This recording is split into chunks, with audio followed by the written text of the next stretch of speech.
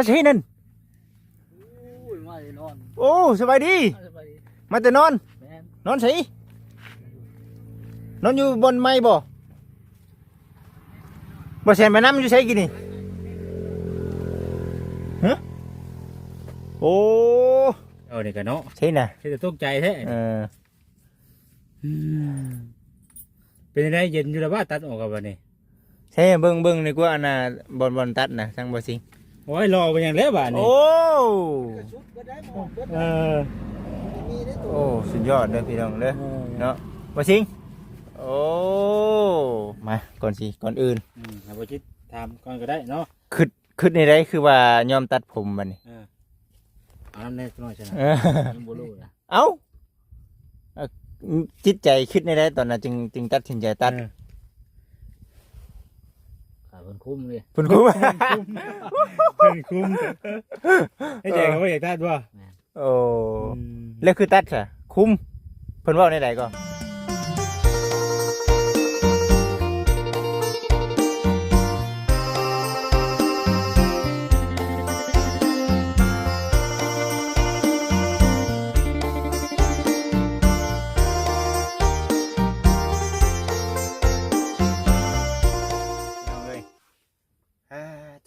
ตัดภาพมาอีกบันนี้เด้อพี่น้องเด้อผู้พ่อกับบจิตอุทุมพรคือเก่าอีกเช่นเคยพี่น้องเอ้ยเอากราบทักทายสบายดี FC ทุกท่านมื้อนี้วันนี้เนาะทางบจิตเองพร้อมกับทางทีมงานผู้และพี่น้องเอ้ยเนาะก็ลงมาแต่ทางเหนือเนาะขึ้นไปเหนือพร้อมกับทางพระอาจารย์พี่น้องเอ้ยพอดีว่าลงมาแล้วเนาะตอนนี้ทางพระอาจารย์ก็ถือว่าได้กลับไปทางฝั่งไทยหรือว่าทาง101แล้วพี่น้องเอ้ยเนาะปัจจุบันนี้ก็คือสิยังบ่ทันฮอดดอกเนาะตัวยุงพี่น้องเอ้ยเนาะอยู่ที่เพื่อนหัวยุงครบทะเลตุ่มสุดยอดเนาะตอนนี้ปัจจุบันนี้เด้อพี่น้องเด้อเนาะโอ้ยยุงตอนนี้ปัจจุบันนี้พี่น้องเอ้ยทางบริจิตเองก็อยู่เพื่อนบ่สิงเพิ่นก็ทั้ง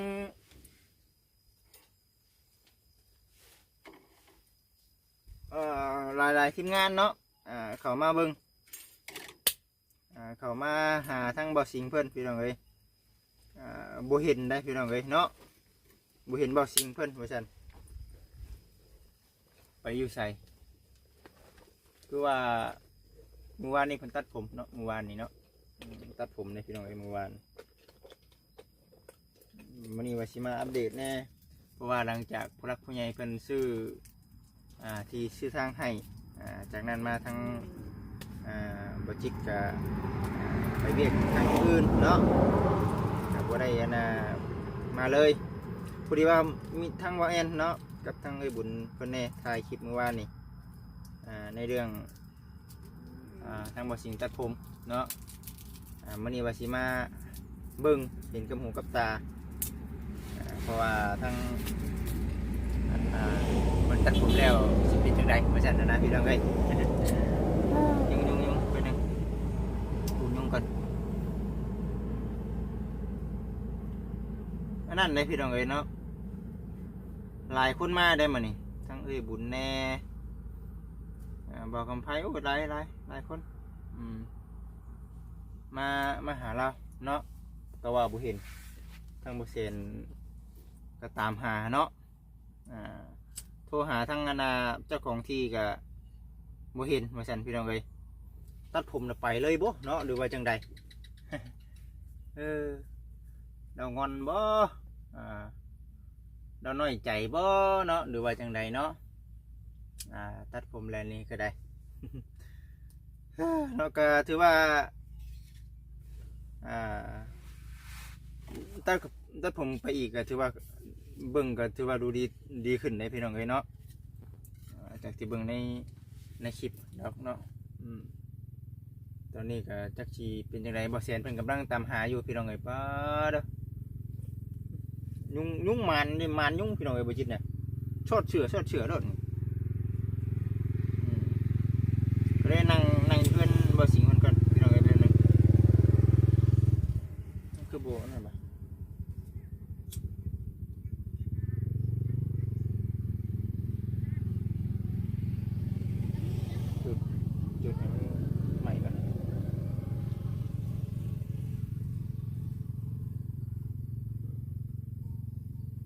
อย่ายุ่งเพิ่น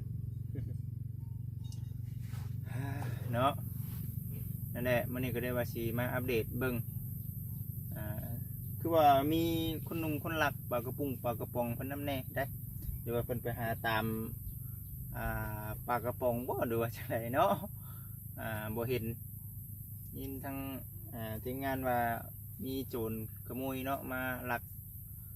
เครื่องของเราว่าซั่นมื้อนี้ก็ได้ว่าสิมาถามไทยเบิ่งเราแล้วก็สิอัปเดตเบิ่งนั่นแหละว่าเป็นจังไดตัดผมใหม่สิเป็นจังไดเนาะเบิ่งในรูปบ่คือมาเบิ่งตัวจริงเด้พี่น้องเอ้ยเนาะเลยว่าเดี๋ยวสิมาหาทางบ่สิงเพิ่นก่อนนะว่าซั่นนั่นแหละพี่น้องเอ้ย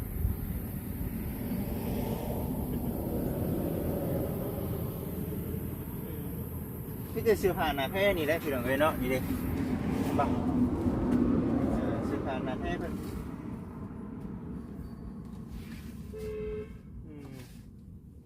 มื้อนี้เพิ่นสิกินนะนี่พี่น้องเอ้ยนี่เด้กินมีนะเบิ่งนี่เนาะ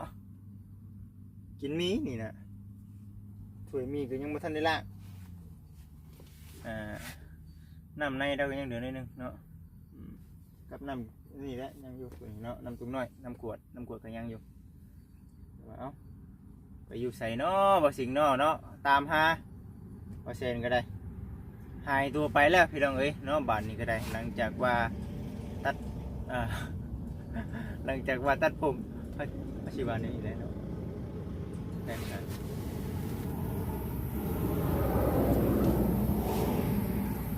วานนี่เนาะไผกระรุ่นเบิ้งพี่น้องเอ้ยบ่จิตเองก็เบิ้งคือกันเด้เบิ้งคือกันคลิปเพิ่นก็ได้เฮ้ยเนาะไปใส่เด้บ่สิงเอ้ยเนาะตัดผมน่ะไปหาหน้าหยอกผู้สาวบ่บัดนี้ก็ได้เนาะหยอกผู้เสพผู้สาวบ่เนาะบัดนี้โอ้รอขึ้นเลยดิรอขึ้นแล้วพุ่นบ่แซนเพิ่นไปอยู่ที่ไม้พุ่นเบิ่งก่อน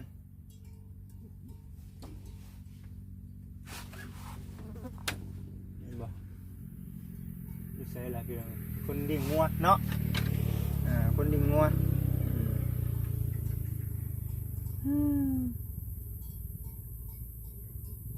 เบิ่งก่อน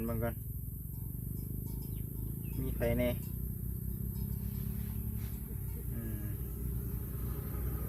มาเบิ่งน้ำกันพี่น้องเอ้ย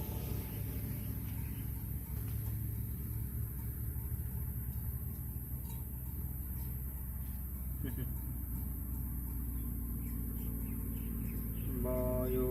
หายตัวไปแล้ว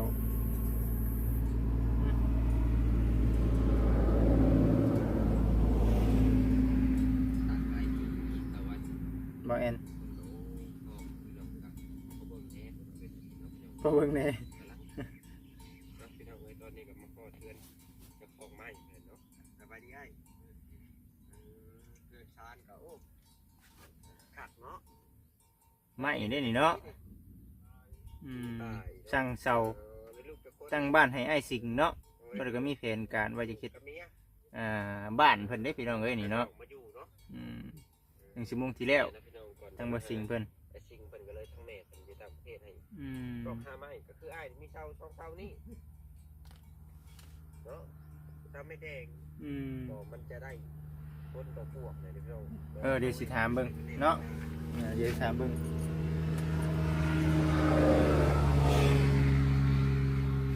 คนมาดิ่งงัวเนาะ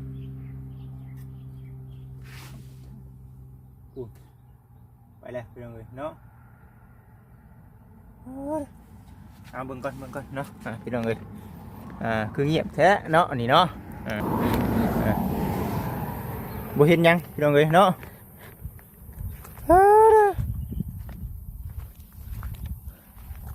เงียบแท้อันนี้เนาะเจ้าของอันนี้เห็นบ่เพิ่นอยู่ไสบ่ไอ้สิงเพิ่นไปไสเห็นอยู่บ่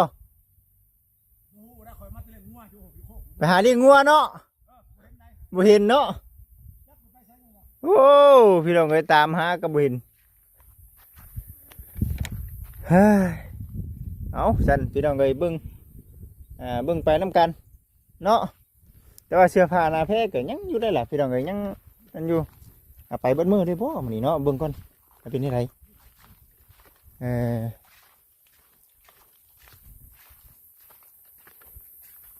ตัดผมใช้เมื่อวานนี่อยู่นี่บ่เมื่อวานนี่แถวนี้เลยเนาะเนี่ยแมนอยู่แถวนี้แหละพี่น้องเอ้ยนี่เลยเส้นผมแล้วเนาะเห็นแต่เส้นผมพี่น้องเอ้ยนี่เด้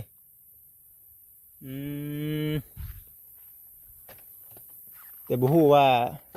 เจ้าของผมอยู่ไส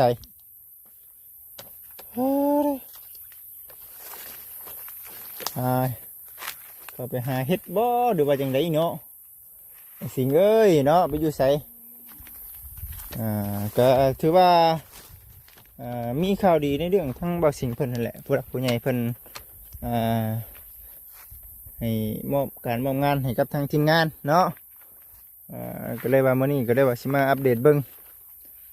ทางบ่าวสิงเพิ่นบ่ฮู้ว่าเพิ่นไปไสอยู่ไสเด้เนาะอยู่ป่าอ้อยเพิ่นบ่เนาะหรือว่าจังไดหรือว่าเขาไปหาซื้อเครื่องซื้อของบ่อยู่ในหมู่บ้านบ่พี่น้องเอ้ยอันนี้ก็ทางเขาเองก็ยังให้คำตอบบ่ได้เนาะว่าเรื่องน้ำอยู่น้ำกินแล้วตัวนี้ยังตัวนี้เนาะอันนี้ก็จะเป็นหมอแล้วนี่ยังบ่ทันได้ล่างยังนะมาได้ก็ได้แล้วว่ามีคนมาลักเครื่องลักของเราหายตัวไปแล้วพี่น้องเอ้ยเนาะไปใส่เด้บาทนี้ก็ได้เสริมรอให้เลยห้วนเนาะบาทนี้ก็ได้โอ้ยหูไปนี่บ่ตัดผมให้แล้วสิเนาะรอแล้วบ่อยู่บนเก้าพี่น้องเอ้ยรอแล้วไปเลยเนาะรอแล้วไปเลยเอานี่แหละเงียบแล้วบาทนี้ก็ได้ถือว่าพากันตัดผมอยู่นี้เมื่อวานนี่เนาะได้ผลว่าบ่เห็น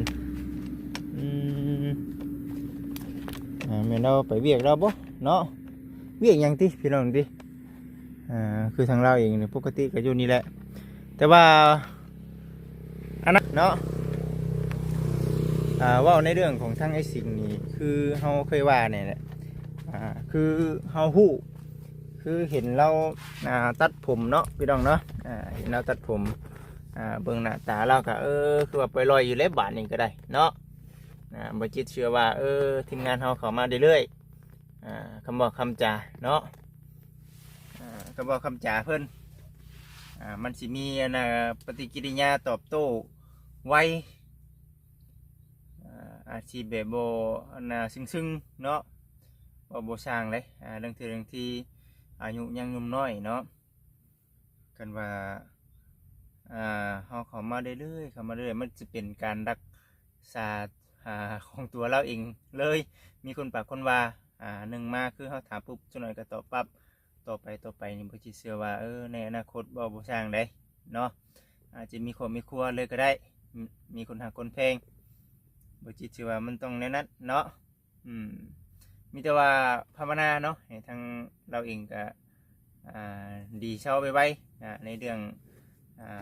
ในความคิดเนาะหรือว่าการปากการเว้าเนาะให้เป็นแบบคือคน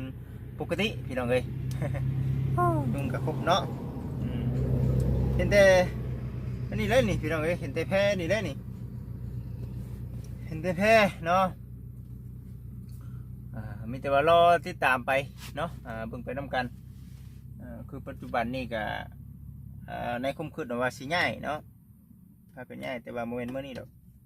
อาจจะเป็นมือใหม่ว่าสิง่ายหรือว่าก็มาพ่อเล่ากับสิพากันไปทางป่าเนาะซอยกันไปทางป่านั่นแหละพี่น้องเอ้ย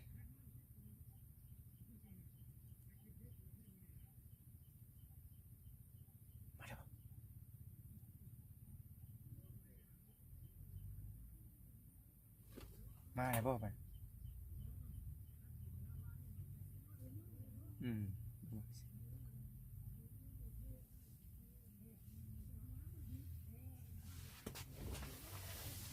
เอามาเลยพี่น้อง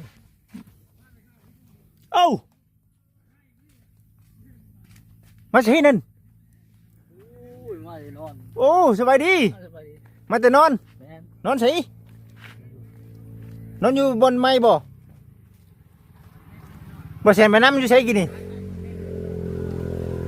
ฮะโอ้คัก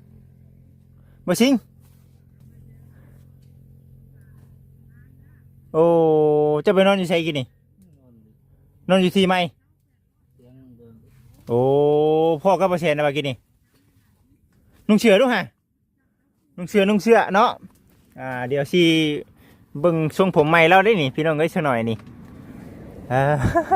พ่อก็ไปสิงแล้วพี่น้องเอ้ยเนาะตะกี้ว่าเราหายตัวไปนะว่าซั่นใช่เราไปอยู่หันว่าซั่นบ่ได้ไกลจากนี่บ่ไอ้สิงบ่ได้ไกลบ่เห็นบ่ไอ้บุญก็มาได้มื้อนี้น่ะตามหากันวุ่นเลยให้เสือน่ะเห็นอยู่บ่คนหลักไปแล้วบ่หรือว่าจังไดเนาะโอ้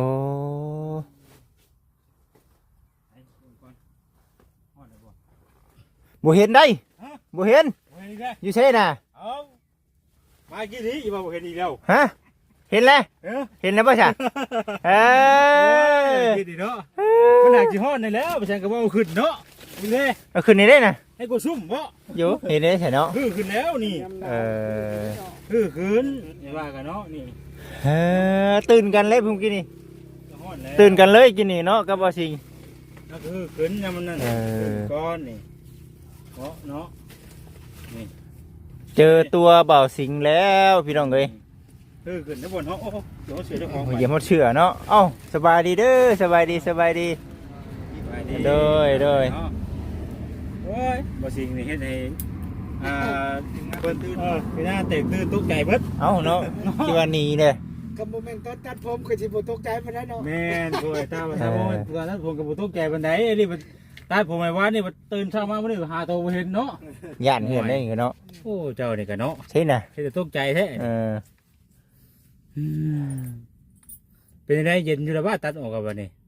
ใช่เบิ่งนี่กว่าอันน่ะบอลตัดน่ะทางบ่สิง โอ้ยรอไปอย่างแล้วบัดนี้ โอ้ ก็ชุดก็ได้หมดเบิด เออ มีได้ตัว โอ้สุดยอดเด้อพี่น้องเด้อเนาะบ่สิงโอ้ รอเลย รอ เนาะ ได้นี่เนาะ โอ้ อื ย มกี่ว่าไปหาผู้สาวนะกินนี่เว้าอยู่ หวยตัดผมมายันผู้สาวมาสู้เอาเนาะตัวว่า เนาะ เจ้าผู้สาวมาสู้ เบิ่งหามาจริง เลิกนี่ว่า ไว้หลังมันโอ้นี่เด้บ่เช่นบ่มีเนาะบ่มีปก มัน ติ ซะได้น้องเด้อนี่มันซะมื้อนึงหรือว่าบ่ามื้อซะก็ได้ อืม บ่คันว่ามันฮ้อนนี่คันว่าเป็นไปได้นะบ่ใส่ดุ อืม แต่สิบ่อันนั้นปานใดมันอัพเนาะ คือว่าบอกคือว่านี่ก็ถ้าว่าเฮาบ่ออกแดดเฮาบ่ใส่ก็ได้อันว่าหมวกน่ะนะมันจังแบบคือพวกว่านี่บ่ใส่บ่ต้องใส่อะนะ เอาไปเอามาเฮาจังใส่ เออ ก่อนออกไป คือว่าจิตนี่ใส่นี่ฉันว่ามันขอดอีกได้จังหน่อย โอ้บ่คอด บ่คอดเอาข่อยก็ใช้เป็นเวลาเนาะข่อยก็ใช้เป็นเวลาเกิดออกเล่นข่อยก็ใช้เนาะ ว่าอยู่ไว้ดอก เออ บ้าหันให้บ่อยแล้วใส่หันมาทางนี้บ่ใส่อยู่บ่ โอ้ข่อยก็เป็นยามอยู่เนาะ เอาอยู่ชื่อแล้วก็ เอ ได้แล้ว อ เอามาโอเคจ้ะเนาะเดี๋ยวเฮาจังอบรมกันใหม่ถามว่าเอ็นมาก่อนพี่น้องเอ้ย นี่สิมาอยู่บ่ เพิ่นสิมาอยู่ ก็อยู่เพิ่นใกล้เนาะ โดยเเพิ่นใกล้ คือว่าเพิ่นมาลบเช้า เพิ่นว่าเราทราบเพิ่นบ่เห็นบ่อาจจะนอนนี่เราอาจจะนอนหรือเราบ่เห็นก็เธอบ่เห็นบัด มาก่อนอื่น ถ้าบ่คิดถามก่อนก็ได้เนาะ คิดในใดคือว่ายอมตัดผมบัดนี้ เอาน้ำแน่น้อยชนะ เออ ยังบ่รู้นะ เอ้าจิตใจคิดในใดตอนนั้นจึงตัดสินใจตัด ขาเพิ่นคุ้มเลย เพิ่นรู้ เพิ่นคุ้มให้ใจเขาอยากตัดบ่ โอ้แล้วคือตัดซะคุ้มเพิ่นเว้าในใดก็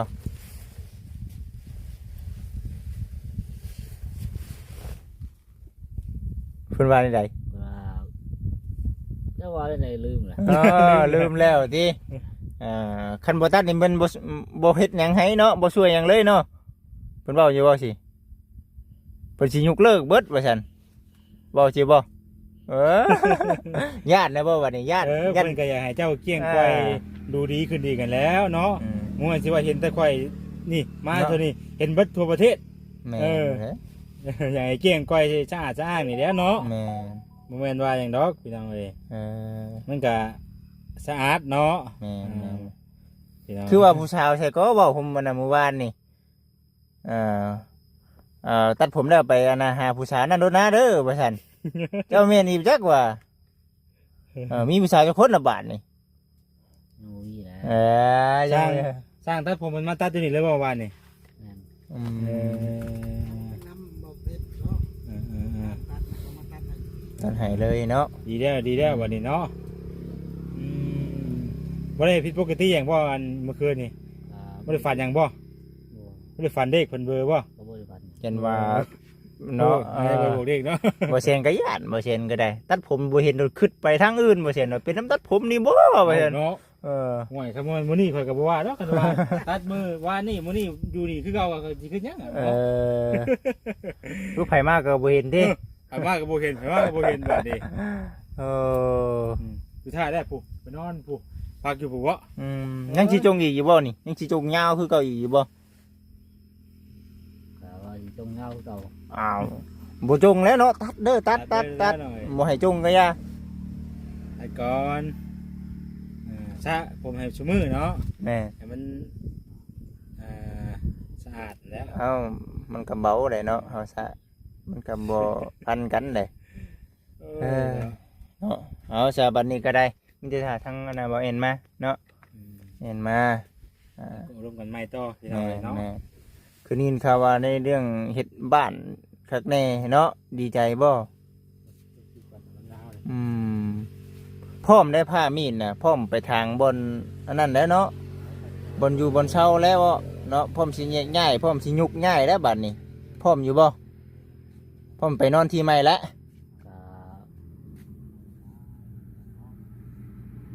ก็ พร้อมเนาะได้ถ้าพี่น้องเนาะมีแต่ว่ารอเบิ่งไปนํกันว่าสิเป็นจังใดเนาะมือง่ายมือนั่นมืออื่นบ่ทางไปติ เขากันว่า ทีมงานทีมงานสิไม่ได้ไปสันพี่น้องเอ้ยคือสิประมาณนี้แหละเดี๋ยวจังว่ากันอีกเทื่อเด้อพี่น้องเด้อเอาสำหรับคลิปนี้ทางมุจิเรียนก็จะได้จบคลิปก่อนเนาะโอ้คิดว่าสิบ่เห็นแล้วได้ๆนะเฮ้ยคือว่าสิบ่เห็นแล้วพี่น้องเอ้ยเนาะเอาสันพี่น้องเอ้ยสำหรับคลิปนี้เด้อเนาะผิดพลาดประการใดก็ขอโทษขออภัยนำไม่ได้เห็นตัวแล้วพี่น้องเอ้ยสบายดีพี่น้องเอ้ย